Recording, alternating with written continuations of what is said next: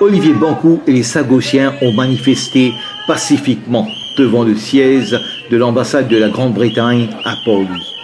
Ils demandent que les Anglais respectent le verdict de la Cour de la Haye et la résolution de l'ONU. Notons la présence de l'ancien président de la République, Kassamoutim, et Lindsay Collen de la LIT. La Grande-Bretagne continue à jouer au plus fin concernant le dossier Chagos. En effet, on se souvient que la Cour internationale de justice, siégeant à La Haye, a donné son verdict contre les Anglais. Il y a aussi le fait que 116 pays ont voté contre la Grande-Bretagne à la résolution de l'Organisation des Nations Unies. Et le 22 novembre est la date butoir que la Grande-Bretagne devait quitter les Chagos. Tous ces ultimatums n'ont pas fait bouger les Anglais, qui restent sur leur position initiale et continuent à faire la sourde oreille en maintenant leur position. Carrément, ils font fi de cette décision internationale. Notre présence ici n'est pas anormale parce qu'on habitué à assister à une manifestation qui ici en particulier. Mais je peux demander notre droit de retour, je peux demander qu'il y ait l'occasion retourne dans les causes de Tunis, c'est un droit fondamental et c'est pourquoi donc on donne notre support.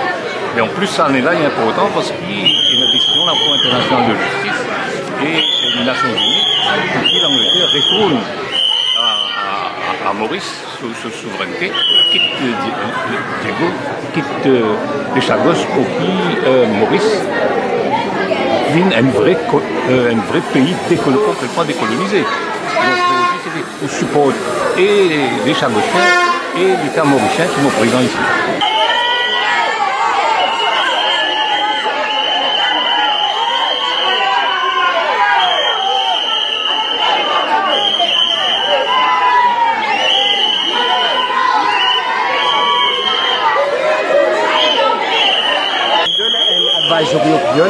qui condamne dans la totalité le gouvernement britannique pour son injustice vis-à-vis du gouvernement mauricien et vis-à-vis du peuple sagossien.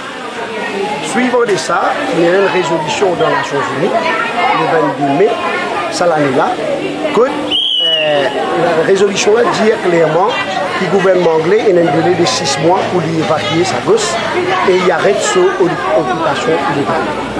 Zodi, zou ou zou, quand l'anglais n'a pas montré aucune volonté de quitter Sagos.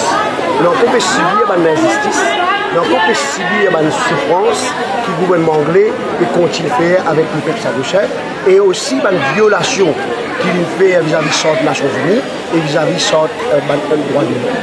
C'est pour cette raison que nous montrons les gouvernements anglais qui soi-disant sont violés les droits de l'homme, pas respecter. Je suis un mauvais perdant, je prends partie des Nations Unies, je ne peux pas les suivre dans le rôle. Je suis capable de donner un exemple, mais je ne peux pas les corriger dans le rôle. C'est ça pour sa raison-là qui nous l'a aujourd'hui pour manifester.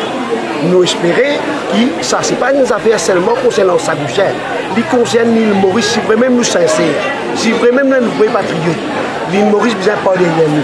Pas question qu'il existe Sagos, pas juste Sagossien besoin de combat là, mais Mauricien. Il ne faut pas que nous hypocrites envers nous-mêmes, il faut nous poster, nous montrer qu'ils nous disent mettre la force. Nous allons de l'avant devant la Cour internationale, devant les Nations Unies, nous prenons appel à tout le monde, joindre les combats, nous ne pouvons pas rien qui nous peut dire qu'il n'est pas correct, nous pouvons baser nous là, ce qui est décidé par les Nations Unies et par la Cour internationale de justice.